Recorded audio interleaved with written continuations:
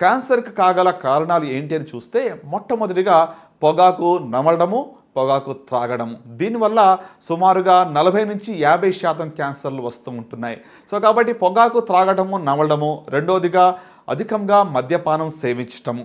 మూడవదిగా కొన్ని రకాలైనటువంటి ఇన్ఫెక్షన్స్ శరీరంలో ఉండటము. ఉదాహరణకు హెపటైటిస్ బి వైరస్ కావచ్చు. అన్నిటికంటే ఎక్కువగా కనబడేటువంటిది హ్యూమన్ ప్యాపిలోమా వైరస్ అనేటువంటి ఇన్ఫెక్షన్ వల్ల గర్భాశయపు ముఖద్వారపు క్యాన్సర్ వస్తూ ఉంటుంది.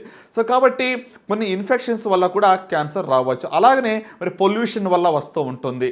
ఎక్కువగా ఎయిర్ పొల్యూషన్ కావచ్చు, లేకుంటే ఇండస్ట్రియల్ పొల్యూషన్ కావచ్చు.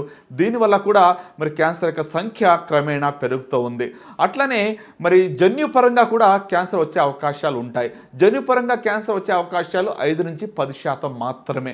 కుటుంబంలో దగ్గర బంధువుల్లో ప్రత్యేకంగా తల్లి కానీ, తండ్రి, వారి యొక్క అమ్మమ్మ కానీ, లేకుంటే కూతుర్లో కానీ ఈ యొక్క జబ్బు ఇద్దరికంటే ఎక్కువ మందిలో కనబడినట్లయితే కుటుంబంలో వచ్చేటువంటి రిస్క్ అనేటువంటిది పెరుగుతుంది. అలాంటి వాళ్లకు కొన్ని సులభమైన పరీక్షలు చేయించడం ద్వారా ఈ యొక్క జబ్బును మనం ముందుగా కనుగొనడానికి వీలు పడుతూ ఉంటుంది. ఈ యొక్క జబ్బును బారిన పడకుండా మనం ఏమి చేయగలం, ఏమి చేస్తే క్యాన్సర్ రాకుండా ఉంటుంది అని ఆలోచిస్తే క్యాన్సర్కి కారణం గురించి మనం ఆలోచించినప్పుడు ఇది జీవన శైలి వల్ల వస్తుందని మనం చూస్తూ ఉన్నాము.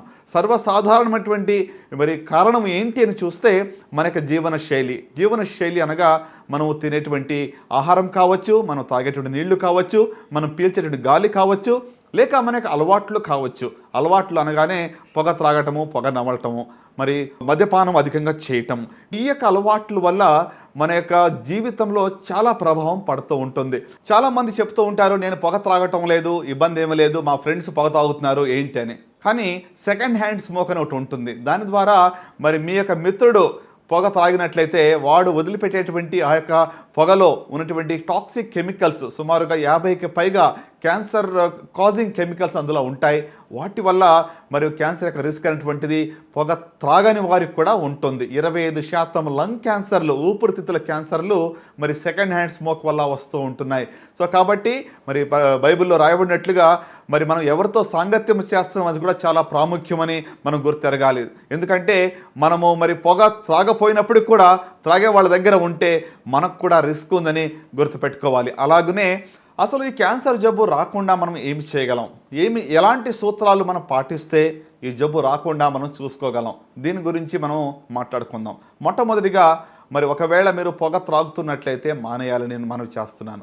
ఎవరైనా కూడా పొగ నవ్వులుతున్నట్లయితే పొగాకును దయచేసి మానేయండి. మొట్టమొదటి సూత్రము పొగాకు నవ్వటము, పొగాకు త్రాగటము మానేయాలి. దీనివల్ల 40-50% క్యాన్సర్లు మనం నియంత్రించవచ్చును. సో కాబట్టి మొట్టమొదటి సూత్రము పొగాకు మానేయడము. రెండవదిగా చూసినట్లయితే మనం ఊబకాయం అనేటువంటి దానివల్ల క్యాన్సర్ యొక్క సంఖ్యలు పెరుగుతూ ఉన్నాయి. కాబట్టి మన యొక్క శరీరంలో నుండి బరువును బాగా కాపాడుకోవడం అనేది చాలా ప్రాముఖ్యము. అలాగనే మూడవదిగా ఫిజికల్గా యాక్టివ్గా ఉంటాం. అంటే మనం ఫిట్నెస్ చాలా ప్రాముఖ్యమైనటువంటిది కనుక ఈ రోజుల్లో ఒత్తిడి ఎక్కువగా ఉంటుంది. కాబట్టి మనం క్యాన్సర్ని నియంత్రించాలి అంటే ఫిజికల్ యాక్టివిటీ అనేటువంటిది చాలా ప్రాముఖ్యము. నాలుగవదిగా మనం చూసినట్లయితే అధికంగా మద్యపానం సేవించడం వల్ల కూడా క్యాన్సర్ సంఖ్య పెరుగుతుంది. కాబట్టి అది మానేయటం వల్ల చాలా చాలా మనకి లాభాలు కలుగుతూ ఉంటాయి.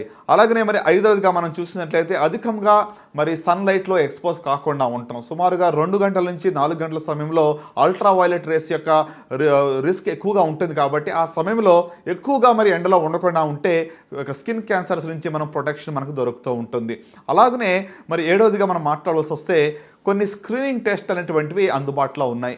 అలాంటివి మనం చేయించుకున్నట్లయితే జబ్బు మనలో లేకపోయినప్పుడు కూడా, ఆ లక్షణాలు మనలో లేకపోయినప్పుడు కూడా ముందుగానే ఈ యొక్క జబ్బును కనుగొనటానికి వీలు పడుతూ ఉంటుంది. సో స్క్రీనింగ్ టెస్ట్స్ అని అంటాం. కొన్ని కామన్ క్యాన్సర్స్ ప్రత్యేకంగా రొమ్ము క్యాన్సర్ కావచ్చు, సర్వైకల్ క్యాన్సర్ కావచ్చు, కొలన్ క్యాన్సర్ కావచ్చు, ప్రోస్టేట్ క్యాన్సర్ కావచ్చు, లేకుంటే ఓరల్ క్యాన్సర్ కావచ్చు.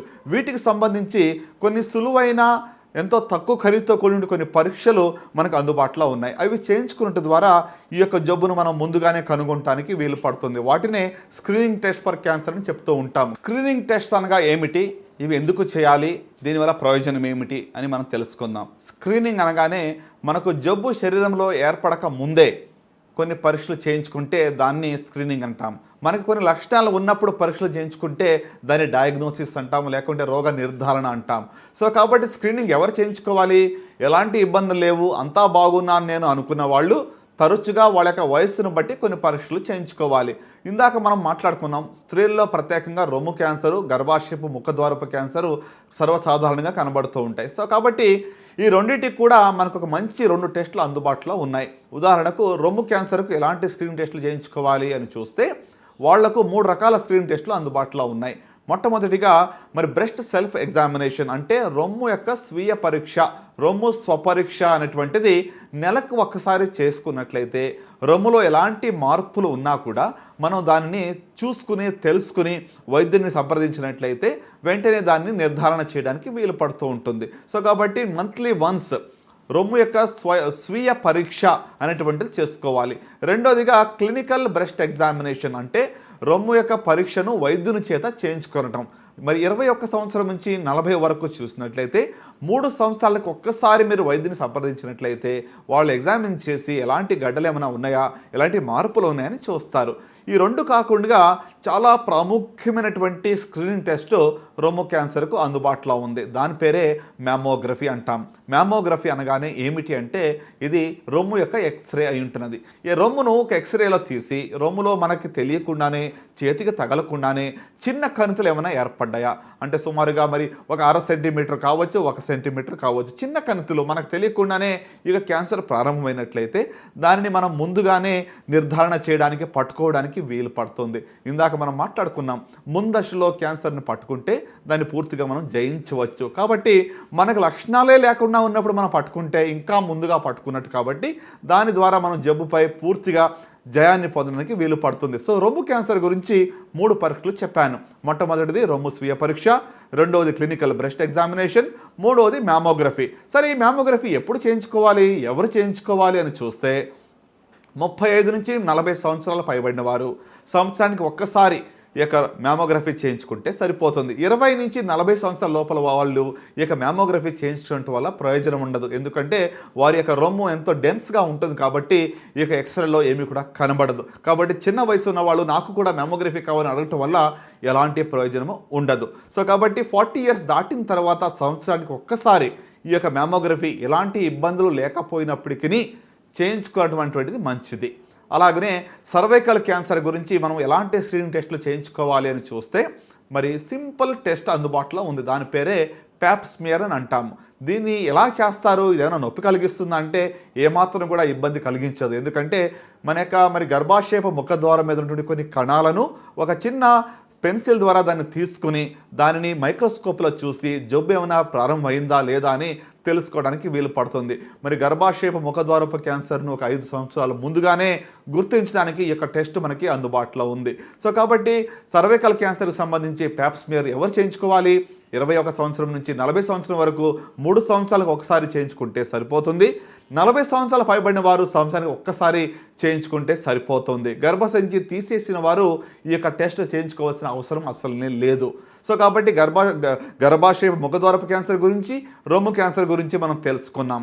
పురుషుల్లో మరి serum prostate specific antigen PSA test అనేటువంటి చేయటం ద్వారా ఈ యొక్క ప్రోస్టేట్ క్యాన్సర్ని ముందుగా కనుగొనడానికి వీలు పడుతుంది. సంవత్సరానికి ఒక్కసారి PSA టెస్ట్ చేస్తే సరిపోతుంది. అలాగనే కోలాన్ క్యాన్సర్ అంటే పెద్ద ప్రేగుక క్యాన్సర్ కూడా స్క్రీనింగ్ టెస్ట్ మనకి అందుబాటులో ఉంది. దాన్నే మనం కొలనోస్కోపీ అనేటువంటి ఒక చిన్న పరీక్ష ద్వారా కనుగొనడానికి వీలు పడుతుంది. సరే, ఎవరు చేయాలి, ఎన్నిసార్లు చేయాలి మనం చూస్తే మరి 10 సంవత్సరాలకు ఒక్కసారి 50 సంవత్సరాలు పైబడిన వారు చేయించుకుంటే సరిపోతుంది.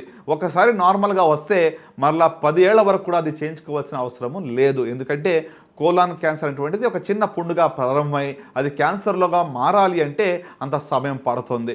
సో కాబట్టి సర్వసాధారణమైనటువంటి ఇక క్యాన్సర్లు ప్రత్యేకంగా రొమ్ము కావచ్చు, గర్భాశయ ముఖద్వారం కావచ్చు, ఓరల్ క్యాన్సర్స్ ప్రత్యేకంగా నోటి క్యాన్సర్లు మీకు ఎలాంటి మార్పు నోట్లో కనబడినట్లయితే, తెల్ల మచ్చ కావచ్చు, నల్ల మచ్చ కావచ్చు, లేక మానని పుండు ఉన్నట్లయితే డాక్టర్ని సంప్రదించండి.